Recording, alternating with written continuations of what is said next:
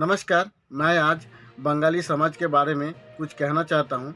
जैसे बीते दिन मालकानगिरी एमबी 26 नंबर में जो बड़ी घटना घटी है दो समुदाय के बीच में, उसी को लेकर के बस्तर के मनीष कुंजम नाम के कोई व्यक्ति अनर्गल बातें करते रहते हैं।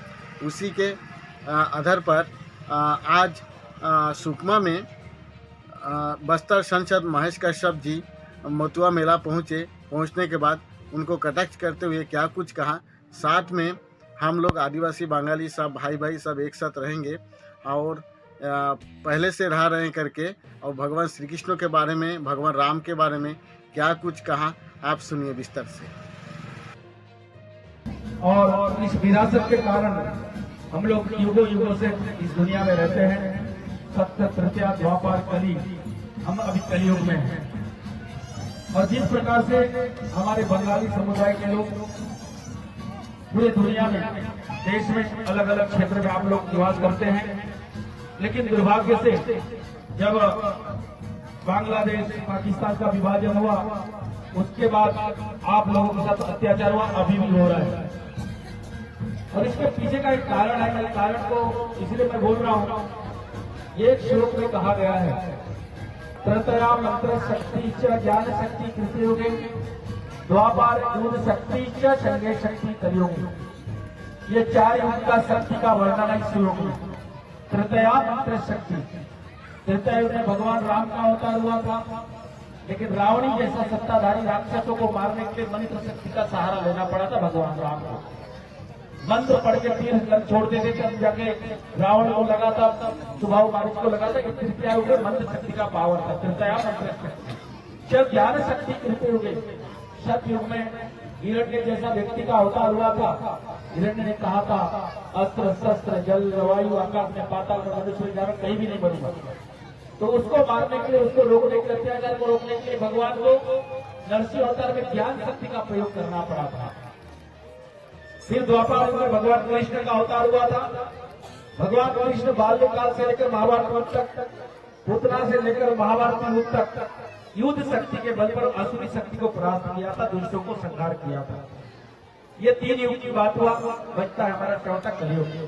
तो तृतीया मंत्र शक्ति च ज्ञान शक्ति कृत्यों के द्वापर युग शक्ति च संगे शक्ति कलयुग। कलयुग को बताया गया है संगठन शक्ति का युग है। हम संगठित रहेंगे तभी हमारी सनातन धर्म, हमारी परंपरा, हमारे अस्तित्व को बचा के रखेंगे। और कहीं ना कहीं यही कमजोरी के कारण हमारे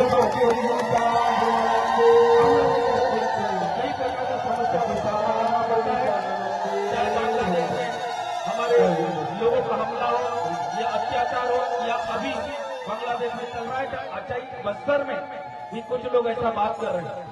और इसका कारण भी है क्योंकि राक्षस रावण, जो जिसको रामायण में राक्षस कहा गया है, वो राक्षस नहीं था, ईश्वरवा ऋषि का बेटा था, भगवान शंकर का भक्त था, लेकिन उनका कर्म राक्षस था, शरीर से राक्षस नहीं था।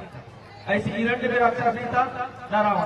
ठीक उसी प्रकार अभी भी राक्षसी प्रवृत्ति के कुछ लोग हैं, जो लोग कभी कभी अपने आप को श्रेष्ठ बताते हैं, ताकतवर बताते हैं, और हमारे मानव समाज को दुख देने का काम करते हैं, आतंकवाद के रूप में, नक्सलवाद के रूप में, अलगाववाद के रूप में। और जो लोग ऐसा भाषा यहाँ भी बोल रहे हैं, मुझे सुनने को मिला। मुझे 2-3 मीडिया वाले पूछे कि इसको भगाना है, ये लोकतांत्रिक देश है, हमारा देश सर्वे भवन्तु सुखिनः, सभी का सुखी की कामना करने वाला देश है, सर्वे सन्तु निरामया, सभी का निरोग का बात करने वाला देश है, और एक लोकतांत्रिक देश है। किसी के धमकी से, किसी के बोलने से नहीं चलेगा, ये कानून से चलेगा। इसीलिए आप लोगों को, ऐसे लोगों से डरने की आवश्यकता नहीं है। और हमारा बस्तर के बारे में भगवान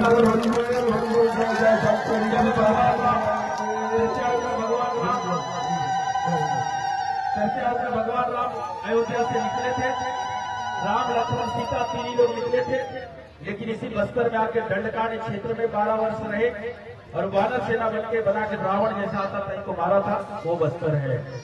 भगवान राम को साथ देने वाला भी बस्तर के लोग हैं।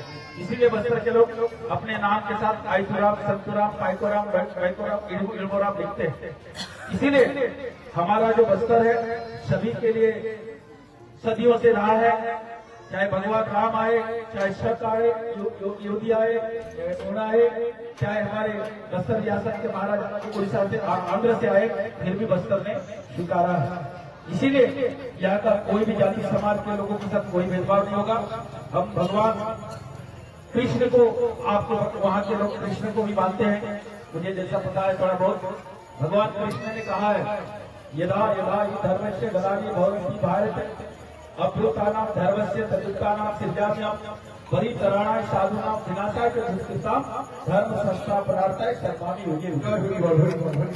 और भगवान ने यही कहा है, यदा यदा धर्म, जब धर्म के ऊपर अन्याय अत्याचार पाप पड़ेगा और धर्म का हानि होगा, तब तदुत्थानां से तब तक भगवान अपने आप को साकार निराकार में प्रकट अवतर होगा।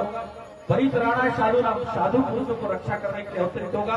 विनाशाय के दुष्कृतां, उसको मारेगा भी, मरवाएगा भी, उसके बाद धर्म का संस्थापना होगा। तो इसीलिए आज जो लोग अपने आप को अलग बता करके अपने लोगों को ये क्या बोलना चाहिए, ताकतवर बता करके इस टाइप का काम करने का जो बात कर रहे हैं, इस टाइप का जो भाषा का प्रयोग कर रहे हैं, तो हमारे धर्म ने ये भी बताया है, दुष्ट कर्म करने को मारना और उसके बाद धर्म की स्थापना करना। इसीलिए किसी के साथ अन्याय नहीं हो और मानव समाज के मानव जाति का में हम लोग सब क्या बोलना चाहिए, बंगाली हो, बत्रा हो, मुड़िया हो, माड़िया हो, दुरिया हो, दुरुआ हो, हम एक है। हमारा शरीर एक,